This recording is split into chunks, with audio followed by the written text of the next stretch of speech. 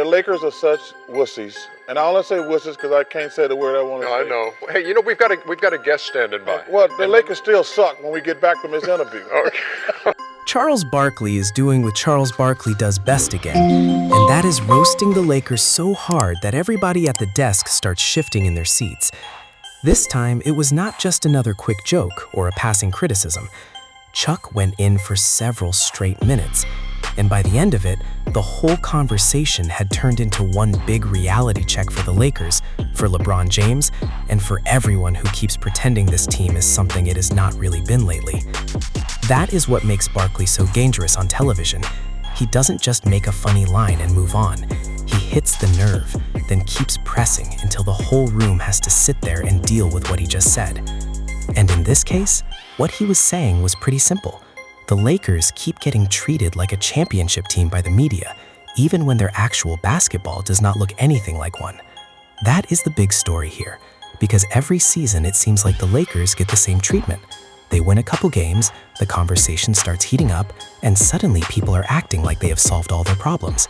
The Lakers beat a lesser team, and the national media starts talking about playoff matchups, finals windows, and whether LeBron still has enough left in the tank to make another run.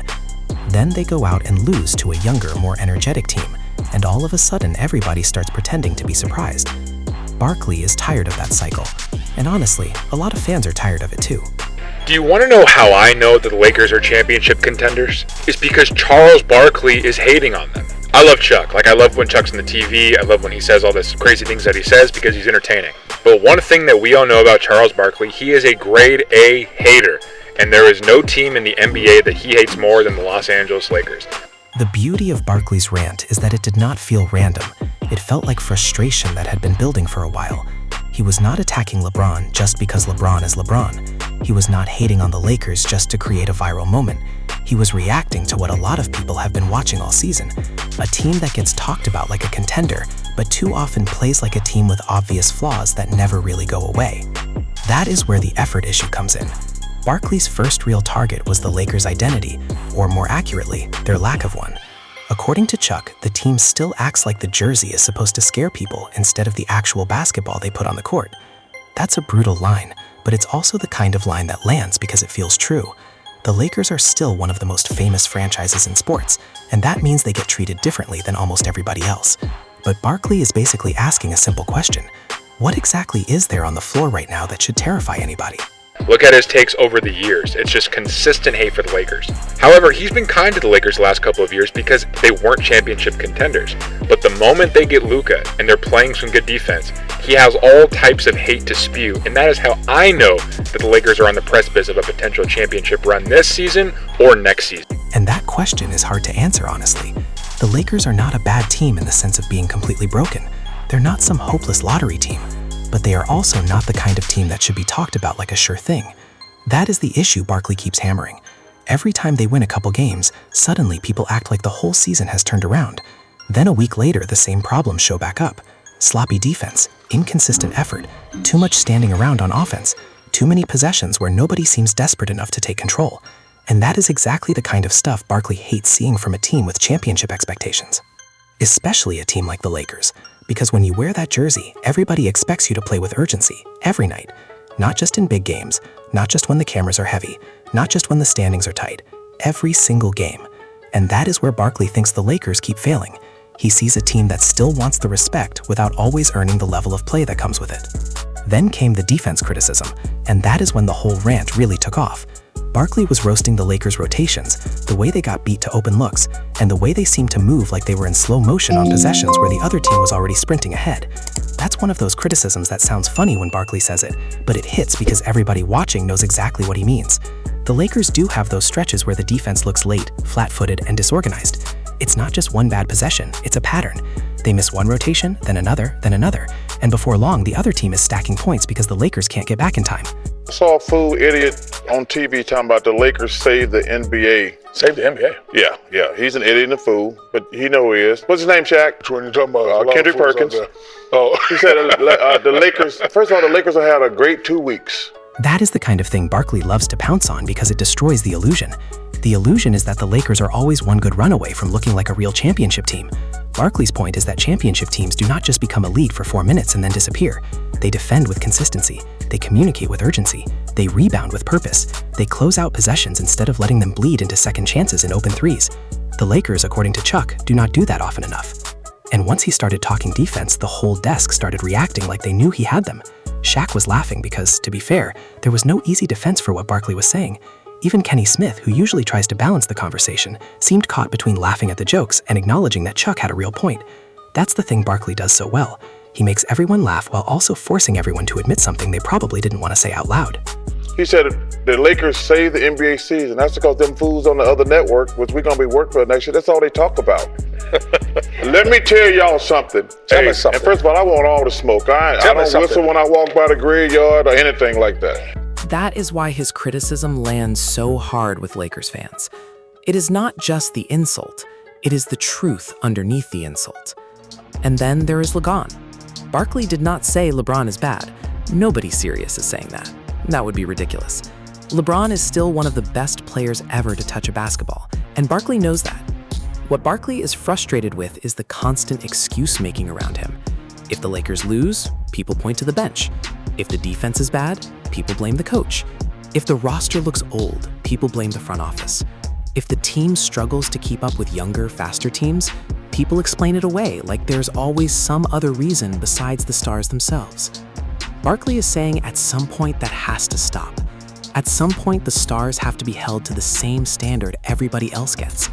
If you are on the floor, and especially if you are one of the highest paid, most influential players in the league, then your effort on both ends matters.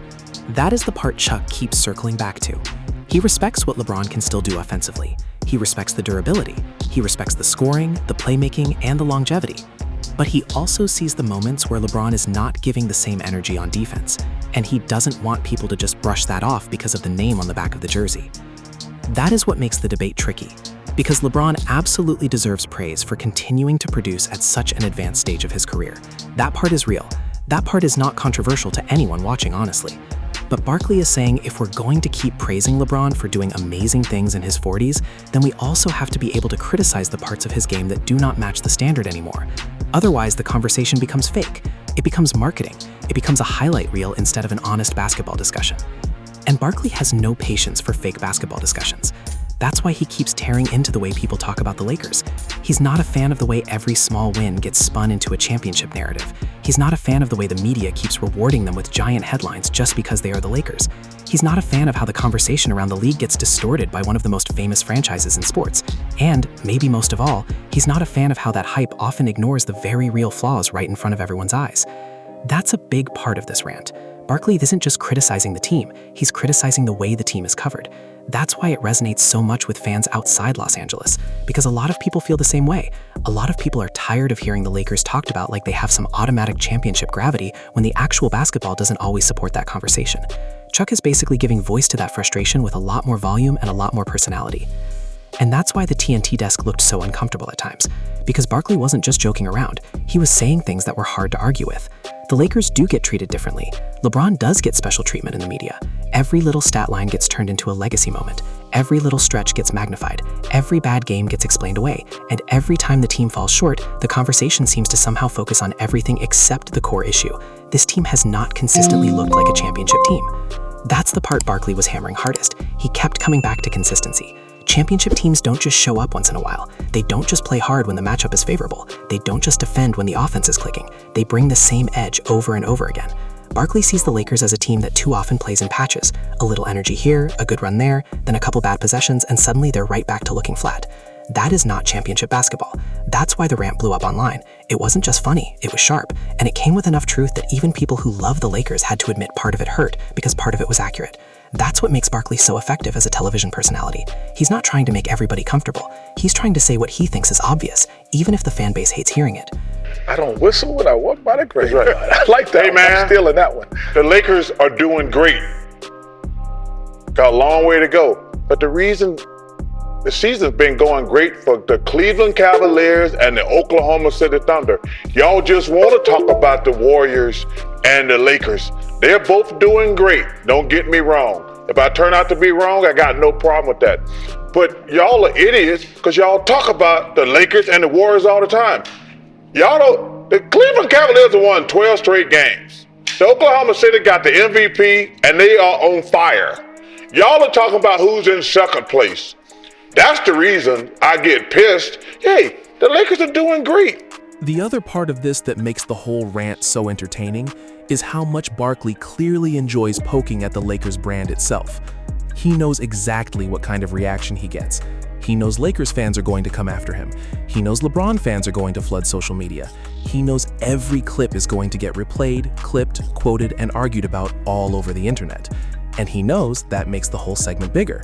That confidence is part of the charm. Barkley does not talk like somebody worried about being canceled by a fan base. He talks like somebody who has seen enough basketball to know when hype is getting out of control. If he thinks the Lakers are being overrated, he says it. If he thinks the defense is bad, he says it. If he thinks the team is being held together more by brand power than actual quality play, he says that too. That makes him one of the most entertaining voices in sports because he is not trying to sand down his opinion into something safe and marketable. That is also why the Shaq dynamic is always so fun. Shaq can never fully escape the fact that he played for the Lakers, so every Barkley roast of the team becomes a little more personal in the room. You can see him laughing, but you can also see him trying not to fully concede too much because he knows what Chuck is doing. Kenny is usually there trying to mediate or break the tension, but once Barkley gets going, there is not much anyone can do except react. If you enjoyed this breakdown, make sure to subscribe for more NBA reactions, Barkley rants, and Lakers coverage just like this. And drop your thoughts in the comments because this Lakers conversation is not going away anytime soon.